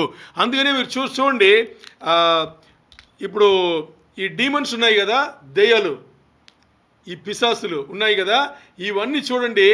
యేసు ప్రభు వారిని చూసేటప్పుడు ఇది యేసు తండ్రి దగ్గర నుంచి వచ్చిన ఆయన, దేవుని దగ్గర నుంచి వచ్చిన ఆయన, ఆశీర్వాదం పొందిన ఆయన అని చెప్తారు. ఎందుకు చెప్తారు అంటే ఒక ముఖ్యమైన ఒక నిజం ఉంది. ఏమి నిజం అంటే ఇప్పుడు ఆదాం పడిపోయిన తర్వాత, ఆదాం పాపం చేసి పడిపోయిన తర్వాత ఆత్మీయంగా మానవులందరూ దాన్ని కోల్పోయారు. అంతేనా? ఆత్మీయంగా కోల్పోయారు. ఇప్పుడు ఆదాం పడిపోయిన తర్వాత మొట్టమొదటిగా ఈ దెయ్యాలన్నీ యేసు ప్రభు వారిని మొదటి వ్యక్తిగా చూస్తుంది, ఆత్మీయంగా ఒకడు జీవిస్తున్నాడని. అంటే ఆదాం పాపం చేయడానికి ముందు ఆదాం వచ్చేసి ఆత్మీయంగా జీవించాడు కదా, ఇది మనకు తెలుసు. మరి పాపం చేసిన తర్వాత ఆత్మీయ జీవితాన్ని కోల్పోయాడు, దేవుడితో సహవాసం కోల్పోయాడు కదా, స్పిరిచువల్లీ డెడ్. ఇప్పుడు దాని తర్వాత దాని తర్వాత ఒక్కరిని కూడా చూడలేదు, ఈ దెయ్యాలు ఎవరిని చూడలేదు, ఆత్మీయంగా బతికి ఉండే వాళ్ళను. మరి ఇప్పుడు యేసయ్య పుట్టిన తర్వాత యేసయ్యను మాత్రమే ఈ దెయ్యాలు చూస్తుంది, ఈ డీమన్స్ చూస్తుంది. ఎవర్రా బాబు, దేవుడు ఇక్కడ వచ్చి కూర్చున్నాడు, ఎందుకంటే ఆత్మీయంగా బతికున్నాడు కాబట్టి, దేవునితో సహవాసం ఉంది కాబట్టి ఇది ఎవరు బాబు నుంచి వాళ్ళకి అర్థమవుతుంది. దెయ్యాలకు తెలిసి యేసు ప్రభు వారు ఎవరో అని చెప్పేసి అర్థమైందా? ఇప్పుడు ఇంకోటి చూడండి, యేసు ప్రభు వారు ఏదైతే నేను ఇచ్చిన అధికారంలో మీరు దెయ్యాలను కూడా వెళ్ళకొట్టచ్చు అని చెప్తే, పౌలు శీల వారు ఇద్దరు వెళ్ళేటప్పుడు ఒక అమ్మాయి, అంటే దెయ్యాలు పుట్టిన అమ్మాయి వచ్చేసి జ్యోతిష్యం చెప్తుంది కదా, అప్పుడు నీ లోపలుంటే దురాత్మ బయటికి రాను కాక అని పౌలు భక్తులు చెప్పగానే ఏమైంది, బయటికి వచ్చిందా? ఎందుకంటే యేసు ప్రభు వారు ఇచ్చిన అధికారం. ఇది ఇక్కడ ఆలోచన చేయాలి. ఇప్పుడు మీరు ఒక్క విషయం సీరియస్గా ఈ పాయింట్లో మీరు ఆలోచన చేయాలి. ఏంటంటే ఇప్పుడు దెయ్యాలు మిమ్మల్ని చూస్తే మీరు ఆత్మీయంగా బతికున్నారని చూస్తుందా, లేదు ఆత్మీయంగా చచ్చిపోయారని చూస్తుందా? కదా, ఆలోచన చేయండి సీరియస్గా. ఇప్పుడు దెయ్యాలు మన చుట్టూ ఉంది కదా, ఉండే లేదా? ఉంది. ఇప్పుడు మనం చూసే దూరం అవ్వాలి. ఈ లోకాసుల ఆకర్షణ మనకు ఇవ్వకూడదు, ఈ లోకంలో మనం తీసుకెళ్ళి కలపకూడదు అని ఉంటే మనం ఏం చేయాలి, దాని ఆత్మీయంగా మన బతికినట్టు కనిపిస్తే మనం వదిలిపెట్టి వెళ్ళిపోతుంది. మరి ఆత్మీయంగా మనం ఇంకా బతికి లేదు, మనం మరణించి ఉన్నాము ఇంకా, ఎందుకంటే మనం యేసయ్యని అంది పట్టుకోలేదు అనేటప్పుడు, యేసయ్య ఇచ్చిన రక్షణను మనం పట్టుకోలేదు అనేటప్పుడు దెయ్యాలు ఏం చూస్తుంది, మనం ఆత్మీయంగా మరణమై ఉన్నామనిసే అది చూస్తుంది, ఈజీగా వచ్చేసి మనను పట్టుకుని లోకంలో లాకేస్తుంది. ఇది మొదటి కారణం. ఏంటి మొదటి కారణం? యేసయ్య మనిషి రూపం ధరించుకుని అన్నీ కంప్లీట్గా అన్నీ వదిలిపెట్టి ఆయన మానవుడిగా మనకి చుట్టాలయ్యాడు. మొదటి కారణం ఆయన అర్హుడు అని చెప్పడానికి. రెండవది కారణం, ఆయన ఏం చేశారంటే ఏ పాపం ఎరగలేదు కాబట్టి ఆయన ఏం చేశారు, మన కోసం వెల చెల్లించారు. ఏం చేశారు? ఆయన మన కోసం వెల చెల్లించారు. అది ఆయన వల్ల మాత్రమే అవుతుంది. ఎందుకు అనేటప్పుడు ఇక్కడ యేసు ప్రభు వారు మన కోసం వెల చెల్లించారు అని దీనికి చెప్పడానికి దేని ఆధారపడి మనం చెప్తాం, దేని బేస్ చేసుకుని చెప్తామంటే, యేసు ప్రభు వారు శిలువ మరణం పొందారు. శిలువ మరణం పొందిన తర్వాత 3 రోజులు ఎక్కడున్నారు ఆయన? ఎక్కడ? భూగర్భంలో, హేడేస్లో ఉన్నారు. కరెక్ట్గా చెప్పాలంటే నరకంలో ఉన్నారు. ఆయన వెల చెల్లించేసి ఆయన నరకంలో ఉన్నారు. అంటే మరణించారు, ఆ వెల చెల్లించడానికి నరకంకి వెళ్ళారు. నరకంలో అక్కడ ఉండేటప్పుడు తండ్రిని దేవుడు అక్కడి నుంచి చూస్తున్నారు. చూస్తే లేవియాకాండం 18:5 ప్రకారం, లేవియాకాండం 18:5 ప్రకారం ఎవరైతే ధర్మశాస్త్రంను నెరవేర్పు చేస్తారో వాళ్ళు బ్రతుకుతారు. అదే ఉంది, the man which fulfils the law shall live. ఏ ఒక వ్యక్తి అయితే ధర్మశాస్త్రం ప్రకారం బతికి నడుచుకుంటాడో వాళ్ళు ఎప్పుడు బతుకుతారు, వాళ్ళు మరణం లేదు నుంచి లేవికాండంలో చెప్పబడింది. ఇప్పుడు తండ్రిని దేవుడు నరకంలో 3 రోజులు కూర్చున్న యేసయ్యను చూస్తున్నారు. చూసిన తర్వాత మిగతా అందరూ పాపం చేసి నరకము వెళ్ళారు. మరి యేసయ్య కూడా నరకంలో ఉన్నారు. మరి యేసయ్య అక్కడ ఉండేటప్పుడు తండ్రి చూసి యేసయ్య పైన ఏ పాపం లేదే, ఎందుకంటే యేసయ్య శిలువ మరణంలో ప్రాణం విడిచిపెట్టేటప్పుడు తండ్రి ముఖం తిప్పుకున్నారు కదా, తిప్పుకున్నారా లేదా? He turn his face away. So ఇప్పుడు ఇక్కడ చూస్తే యేసయ్య దగ్గర ఏ పాపం లేదు. ఇప్పుడు వెల చెల్లించారు ఆయన. ఆ పాపంలో ఆయన పైన మోపేటప్పుడు తండ్రి సహించుకోలేకపోయాడు, ఎందుకంటే పాపం సహించలేరు కాబట్టి. మరి ఇప్పుడు పాపం అన్ని వెల చెల్లించబడింది. యేసుప్రభు ఉండే స్థలం ఎక్కడ? 3 రోజులు నరకంలో, పాతాళంలో ఉన్నారు ఆయన. మరి తండ్రి ఇప్పుడు చూసి పాపం చేసే వాళ్ళు అక్కడ ఉండాలి, పాపం చేయని వాళ్ళు, నేను చెప్పిన ధర్మశాస్త్రంలో ఏముంది? పాపం అంటే ధర్మశాస్త్రమును నెరవేర్పుగా వాళ్ళ జీవితమును కొనసాగించి వాళ్ళు గెలిస్తే వాళ్ళు బతుకుతారనిసే కదా ఉందని చెప్పేసి తండ్రిని దేవుడు ఏం చేశారు? లీగల్గా అంటే ధర్మశాస్త్ర ప్రకారమే ఆయన ఏం చేశారు? 3వ రోజు మరీ లేపారు. మరణం నుంచి మరీ లేపితే ఆయన ఏం చేశారు? నరకం నుంచి ఆ చెరగా ఆ రోజు ఆ పాదాలం అక్కడ పరదేశం అక్కడ ఉంది కదా, ఆ పరదేశును చెరగా పట్టుకెళ్ళి ఆయన ఏం చేశారు? పరలోకంలో పెట్టారు. అప్పుడే అబ్రహాంతో దేవుని కోసం మరణించిన వాళ్ళందరూ కూడా అక్కడ పరదేశులు ఉంటే వాళ్ళు చెరగా పట్టుకెళ్ళి పైన తీసుకెళ్ళి పరలోకంలో ఆయన కలిపారు. సో ఇప్పుడు చూస్తే యేసు ప్రభువు 2 విధంగా ఆయన అర్హత పొంది ఉన్నారు. ఒకటి, మానవ రూపం ధరించుకుని ఆయన మనకు చుట్టాలు అయ్యారు, ద కిన్స్మెన్ రెడీమర్ అయ్యారు. చుట్టాలు కాబట్టి ఏం చేయొచ్చు? మానవులను సృష్టిని ఆయన విముక్తి చేయించవచ్చు, అంతే కదా? మానవులను సృష్టిని విముక్తి చేయొచ్చు, ఎందుకంటే వెల చెల్లించారు కాబట్టి. ఇది మొదటిది, ఆయన చుట్టాలు. రెండవది, ఆయన వెల చెల్లించారు. ఏదైతే వెల చెల్లించాలో, పాపం ఒక పక్కన ఉంటే ఆ పాపముకి ఎంత వెల చెల్లించాలో దానికి ఆయన ప్రాణం అవసరపడింది.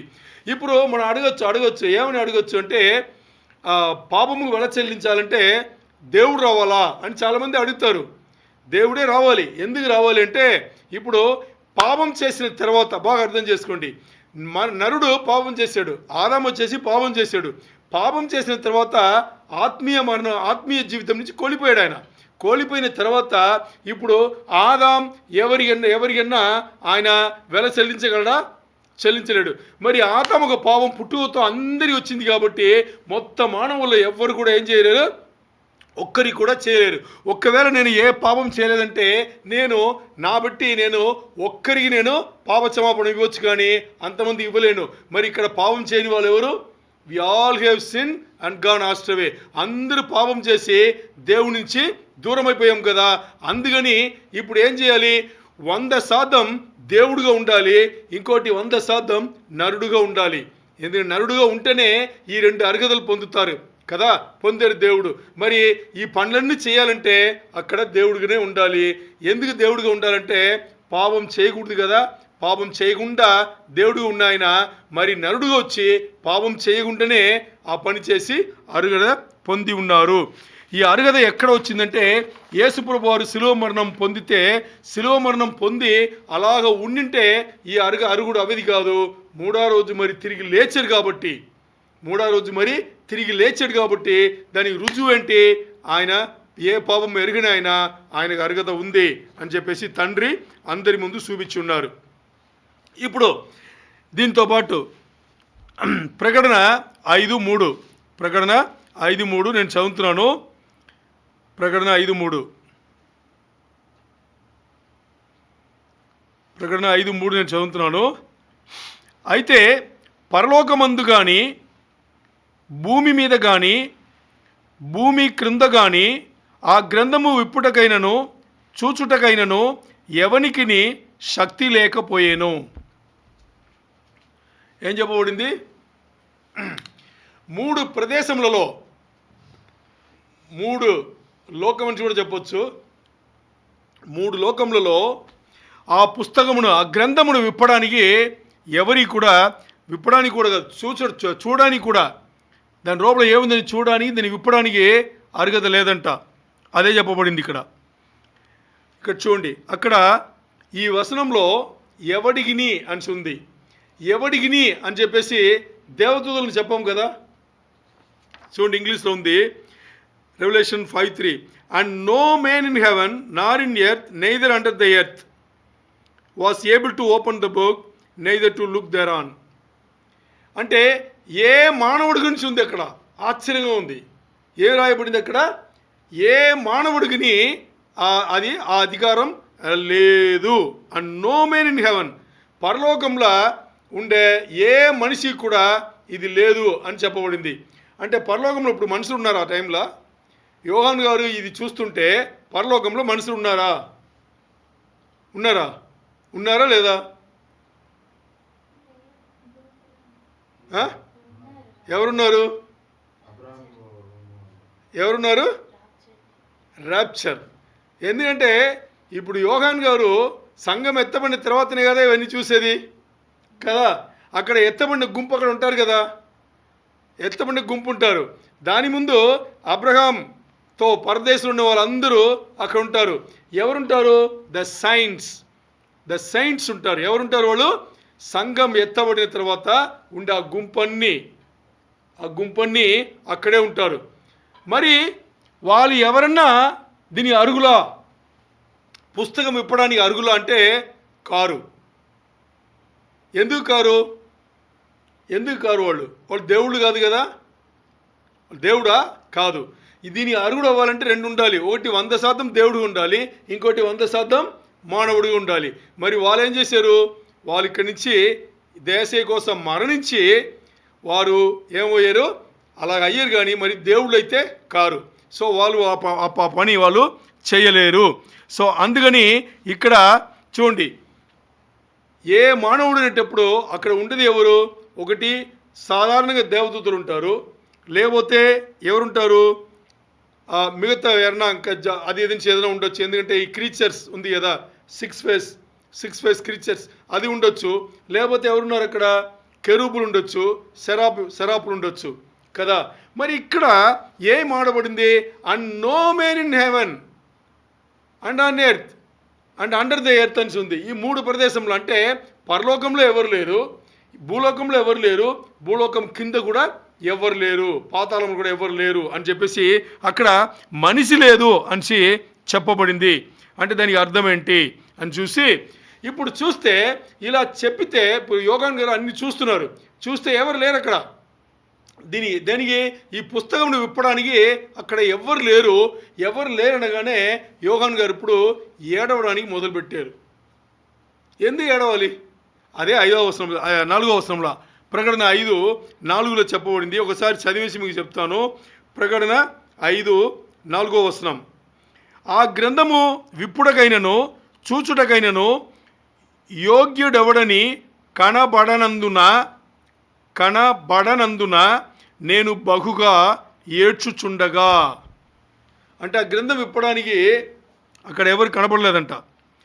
కనబడలేదు కాబట్టి ఆయన ఏడ్చారంట. మరి ఎందుకు ఏడవాలి? గ్రంథం విప్పడానికి ఎవరు లేకపోతే ఎందుకు ఏడవాలి? ఈ క్వశ్చన్ వస్తుంది కదా మనకు. సాధారణంగా చదివేటప్పుడు చదివేసి వెళ్ళిపోతాం. యోగాన్ గారు ఏడ్చారులే, ఎందుకు ఏడ్చారు? యోగాని ఏడాలి, అపోస్తున్న యోగాని ఏడాలి. ఎక్కడి నుంచి? పరలోకంలో కూర్చుని ఏడాలి. అక్కడ వెళ్ళి విప్తారు పోతాను ఉండొచ్చు కదా, ఉండలేదు. ఎందుకు అంటే ఆ ఏడవడానికి చాలా తీవ్రమైన కారణం ఉంది. ఆ తీవ్రమైన కారణం అక్కడ ఏంటి అంటే, ఆ గ్రంథం విప్పడానికి ఎవరు లేదంటే, ఆ గ్రంథం విప్పిన తర్వాతనే దాని లోపల ఉన్న ముద్రలు ఒకటి తర్వాత విప్పబడతాయి. 7 ముద్రలు, 7వ ముద్ర విప్పేటప్పుడు తర్వాత ఏమవుతుంది? 7వ ముద్ర విప్పేటప్పుడు 7 ట్రంపెట్స్, బోర్లు మోగుతుంది. 7 బోర్లు మోగిన తర్వాత 7వ బోర మోగేటప్పుడు 7 పాత్రల తీర్పు. సో మొత్తానికి 21 తీర్పులు అక్కడ ఉన్నాయి.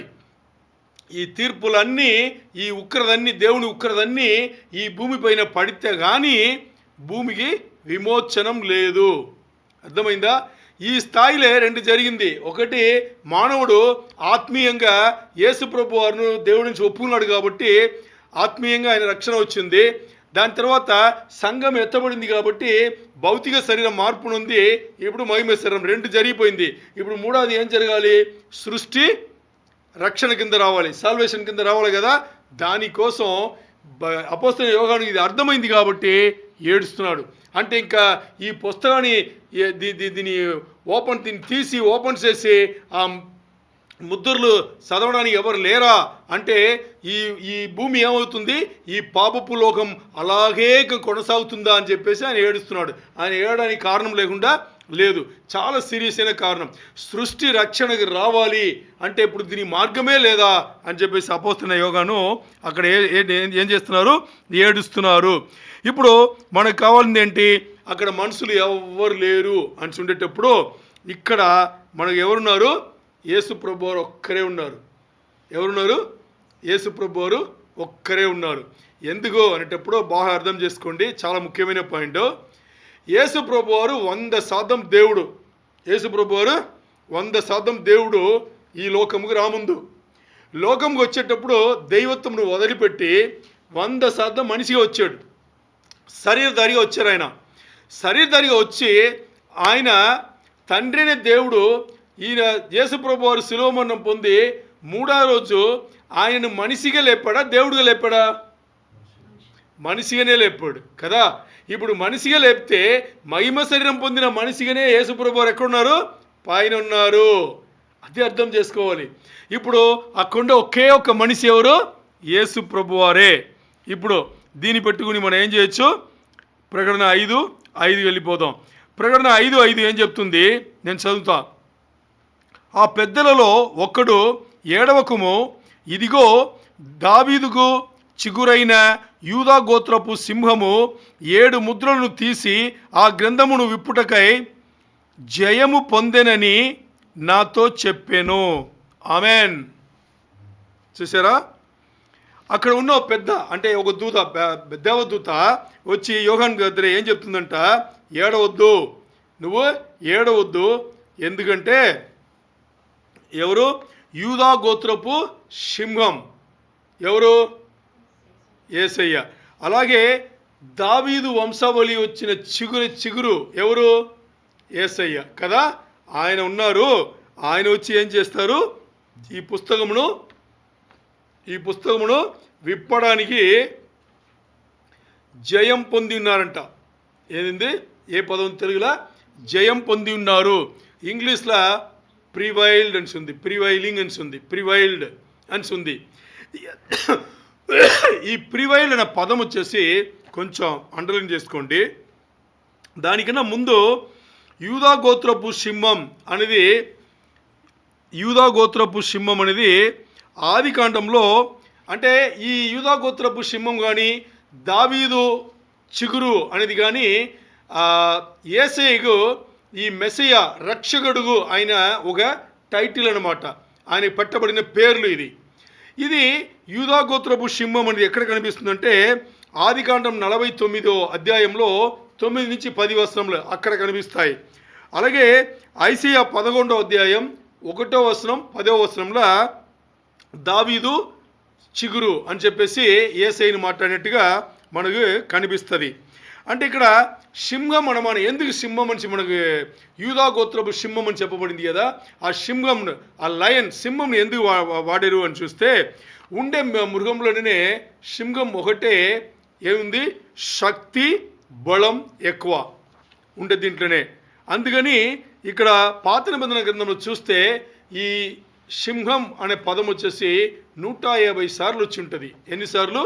150 సార్లు వచ్చి ఉంటుంది. అలాగే సింహం వచ్చేసి యూదా గోత్రముకు సూచనగా పట్టుకున్నారు, సింబల్గా పట్టుకున్నారు. యూదా గోత్రముకు సింహం సూచనగా. ఇప్పుడు ఈ రక్షకుడు ఈ యూదా గోత్రం నుంచే రావాలి అనేసి అక్కడ ఉంది అన్నమాట. అలా వచ్చేటప్పుడు ఆయన సింహం వలనే వస్తాడు. యూదా గోత్రముగా సింహముల అంత అధికారం శక్తితో ఆయన వస్తారు అని చెప్పేసి. తర్వాత ఈ దావీదు వేరు చిగురు అంటున్నాం కదా. దావీదు వేరు చిగురు అనగానే మనకు పెద్ద విషయం గుర్తురావాలి. ఏంటి అని చూస్తే దావీదు వేరు చిగురు అని చెప్పబడింది కదా. ఇది ఏం చెప్తుందంటే యేసయ్య పుట్టిన ఆ వంశావళిని అది చూపిస్తుంది. యేసయ్య పుట్టిన వంశావళిని మనకి చూపిస్తుంది. ఈ దావీదు వేరు చిగురు అనగానే దాని ఏం అర్థం అంటే ఇక్కడ అర్థం చేసుకోండి. ద రూట్ ఆఫ్ డేవిడ్ అని చెప్తున్నారు కదా. దీనికి ఓ పెద్ద అర్థం ఉంది, అర్థం చేసుకోండి. ద రూట్ ఆఫ్ డేవిడ్ అంటే దావీదు వేరు చిగురు అంటే ఓ ఉదాహరణ. ఇప్పుడు ఓ పెద్ద చెట్టు ఉంది అనుకోండి. ఓ పెద్ద చెట్టు ఉంది. ఈ చెట్టును మనం నరుగుతాం. మనం నరిగేటప్పుడు దానికి ఏదో వాడని మనం నరుగుతున్నాం. నరిగేటప్పుడు ఒక మనిషి ఎత్తు వదిలేసి నరుగుతామా, లేదు అలాగా గ్రౌండ్ లెవెల్లో నరుగుతామా? గ్రౌండ్ లెవెల్లో అంటే పొలం ఏ స్థాయిలో ఉందో ఆ స్థాయిలో మనం నరుగుతాం కదా. ఇప్పుడు నరిగిన తర్వాత కొన్ని సంవత్సరముల తర్వాత ఈ వేరుందే, వేరు పక్కన చిగురు వస్తుందా రాదా? వస్తుంది కదా, మరి పెరుగుతుంది. చూడండి, దావీదు రెండో రాజు, అంటే రాజులు అని చెప్పిన తర్వాత మొదటి రాజు సౌలు అయితే రెండో రాజు దావీదు కదా. దావీదు తర్వాత ఎన్ని రాజులు వచ్చారు? ఇశ్రాయేల్లో యూదా గోత్రంలో ఎన్ని రాజులు వచ్చారు? ఎంతోమంది వచ్చినా వాళ్ళందరూ వాళ్ళు ఎవరు కూడా ఇశ్రాయేల్ సింహాసనంలో, ఇశ్రాయేల్ ఒక దేశం ఉంటే ఆ ఇశ్రాయేల్ దేశంలో సింహాసనంలో కూర్చుని పరిపాలన చేసేది, రూల్స్ చేసేది దావీదు వేరు చిగురైన యేసయ్య అని చెప్పబడింది. కానీ దాని ముందు వెనక ఎవరిని చెప్పలేదు. అందుకే దావీదు వేరు చిగురు, ద రూట్ ఆఫ్ డేవిడ్ అనే పదం వాడడానికి దావీదు ఎప్పుడో రూల్ చేశాడు, పరిపాలన చేశాడు. మరి దాని తర్వాత ఎంతోమంది వచ్చినా కానీ చివరి చూస్తే నిరంతరంగా పాలన ఎవరు చేయబోతున్నారు? యేసు ప్రభు వారే చేస్తున్నారు. కాబట్టి ఆయనకి మెస్సియానిక్ టైటిల్ ఇవ్వబడుతుంది. ఇప్పుడు సంఘం ఎత్తబడిన తర్వాత 7 ఏళ్ల శ్రమల కాలం అయిన తర్వాత, సంఘం ఎత్తబడి 7 ఏళ్ల శ్రమల కాలం అయిన తర్వాత ఏమవుతుంది? 1000 ఏండ్ల పరిపాలన. ఈ 1000 ఏండ్ల పరిపాలనలో ఈ లోకంలో ఇశ్రాయేల్ను యెరూషలేమును క్యాపిటల్గా పెట్టుకుని రూలింగ్ చేసేది ఎవరు? యేసు ప్రభు వారే. ఎవరు? యేసు ప్రభు వారే, ద కింగ్ ఆఫ్ కింగ్స్. ఆ టైంలో లోకం నుండి అన్ని రాజులు ఆయన వెళ్ళి చూడబోతారు. లోకం అందరు వెళ్ళి ఆయన పోయి చూడబోతారు. ఎవరిని? యేసయ్యనే సింహాసనం కూర్చుని రూల్ చేయబోయేది. అదే అర్థం చేసుకోవాలి. ఇది ఎక్కడ ఉంది అంటే ఈ రూట్ అనే ఆ వేరు ఉంటున్నాం కదా, దాని రూట్ అనే దాని గ్రీక పదంలో రిడ్సా అంటారు. అంటే ఎన్నో తరాల తర్వాత మన నరిగిన ఆ చెట్టు నుంచి ఆ వేరు చిగురొస్తుంది కదా. అలాగే యేసు ప్రభువారు ఎన్నో సంవత్సరములు గడిచిన 1000 సంవత్సరముల తర్వాత దావీదు ఆ వంశావళిలే ఆయన వేరు చిగురుగా వచ్చి ఉన్నారు అని చెప్పేసి. ఇప్పుడు ఈ పెద్దల్లో ఒకరు వచ్చేసి ఏం చేశారు? ఓ దేవదూత వచ్చేసి యోహాను గారిని ఏం చేశారు? ఏడవద్దు అన్నారు కదా. ఏడవద్దు అని చెప్పేసి ఎందుకు చెప్పారంటే, యూదా గోత్రపు సింహము అలాగే దావీదు వేరు చిగురైన ఆయన ఒకరున్నారు. ఆయన ఈ పుస్తకమును విప్పడానికి గెలుపు పొంది ఉన్నారు అని అక్కడ చెప్పబడింది. అదే ప్రివైలింగ్ కదా, గెలుపు పొంది ఉన్నారు అని చెప్పేసి. ఏం గెలుపు పొంది ఉన్నారు? యేసు ప్రభువారు ముందే మనం చూసాం 2 విషయంలో ఆయన అర్హుడై ఉన్నారు. ఒకటి మనకి ధర్మశాస్త్రం ప్రకారం చుట్టాలై ఉన్నారు, మనకి సహోదరుడై ఉన్నారు ఆయన కదా. చూసారా, సహోదరుడి నుంచే పెట్టాడు ఆయన, దేవుడి నుంచి పట్ల లేదు, మన హెడ్ నుంచి పట్ల సహోదరుడిని చుట్టాలే కదా. చుట్టాలే. అదే అక్కడ ధర్మశాస్త్రంలో చెప్పబడింది. ఒకటి. రెండవది ఏం చేశారు? ఆయననే ఆ పాపములకు ఎంత వెల చెల్లించాడో ఆ వెల మొత్తానికి ఆయన్నే చెల్లించారు. చెల్లించిన తర్వాత ఆ గెలుపు పొందారు కదా. దేని మీద గెలుపు పొందారు ఆయన? మొదటిగా ఆయన పాపం పైన గెలుపు పొంది ఉన్నారు, మరణం పైన గెలుపు పొంది ఉన్నారు, పాతాళం నరకం పైన గెలుపు మొత్తాన్ని ఆయన గెలుపు పొంది ఉన్నారు. ఇప్పుడు ఆ గెలుపే మనను ఏం చేసింది? రక్షణకు తీసుకొచ్చింది. మన భౌతిక శరీరం మహిమ శరీరంగా, మట్టి శరీరం మహిమ శరీరం మార్చబడింది. తర్వాత ఆ గెలుపే సృష్టిని కూడా రక్షణ కింద తీసుకొచ్చింది. దాని అన్నిటినీ కావాల్సిన వెల చెల్లించబడింది. ఆ వెల ఎక్కడ చెల్లించబడింది అనేటప్పుడు ఆయన మరణించి 3 రోజులు పాతాళంలో ఉంటే తండ్రిని దేవుడు చూసి ఏం చేశారు, ఆయన ఉండాల్సింది అక్కడ కాదు, ధర్మశాస్త్రం ప్రకారం ఆయన ఏం చేశారు, ఆయన కరెక్ట్గా జీవించారు. ధర్మశాస్త్రంలో నెరవేర్పు చేసేట్టుగా జీవితం జీవించి గెలుపు పొంది ఉన్నారు. ఆయన ఉండాల్సింది అక్కడ కాదని చెప్పేసి అప్పుడు 3వ రోజు ఏం చేశారు, తండ్రిని దేవుడు యేసయ్యను మరి లేపారు. దీనే ప్రివైలింగ్ అనేది, దీనే గెలుపు పొంది ఉన్నారు అనేసి చెప్పడం. అది ఇప్పుడు ఏం చేశారంటే యేసు ప్రభు వారు అవుట్ రైట్ పర్చేస్ చేశారు మనను. అంటే ఆయన మనను ఏం చేసుకున్నారు, స్వాస్థ్యముగా పెట్టుకున్నారు. ఇప్పుడు ఒక పొలం కొన్నా, స్థలం కొన్నా, లేదా ఇల్లు కొన్నా అది మనకి స్వాస్థ్యం. ఎందుకంటే దానివల్ల మనం చెల్లించాం కాబట్టి అది మనకు స్వాస్థ్యం. అలాగే యేసు ప్రభు ఏం చేశారు, మనను ఆయన స్వాస్థ్యముగా చేసుకున్నారు.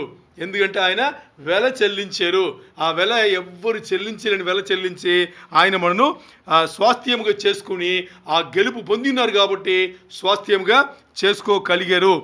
ఇప్పుడు యోహాన్ గారు చూస్తున్నారు, ఎందుకంటే ఇంకా యేసుప్రభు రాలేదు, ఆ పుస్తకం తీసుకొని రాలేదు. మరి యేసుప్రభు అంటే యోహాన్ గారు ఇక్కడ చూస్తున్నారు. ఏమి ఎదురు చూస్తున్నారంటే యేసుప్రభు వారు యూదా గోత్రపు సింహం కదా, దావీదుకు వేరు చిగురు, యూదా గోత్రపు సింహం వస్తుంది అని ఎదురు చూశారు. ఏం ఎదురు చూస్తారు, ఆయన సింహం వస్తుంది అని, అంటే సింహంలాగా యేసుప్రభు వారు వస్తారని, సింహం వస్తుంది అని ఎదురు చూస్తే మరి అక్కడ వచ్చింది గొర్రెపిల్ల. అక్కడ వచ్చింది ఎవరు, గొర్రెపిల్ల.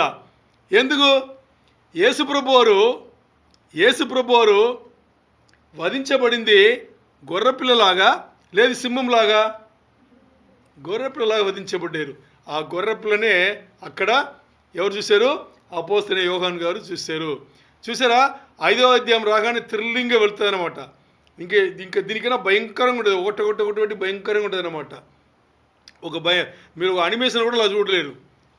అంటే అనిమేషన్ అన్ని దీన్ని చూసే అంటే రెవల్యూషన్ చూసే, ప్రకటన చూసే వాళ్ళు చేసి ఉండాలి. అలాగ ఉంటుంది అనమాట. ఆ లైటింగ్స్ కానీ, ఆ కలర్స్ కానీ, అది కానీ ఇది కానీ అలాగ ఉంటుంది. సో అది ఈరోజు మన బైబిల్ పట్టణం. దేవునికే మహిమ కలుగును గాక. ఆమెన్.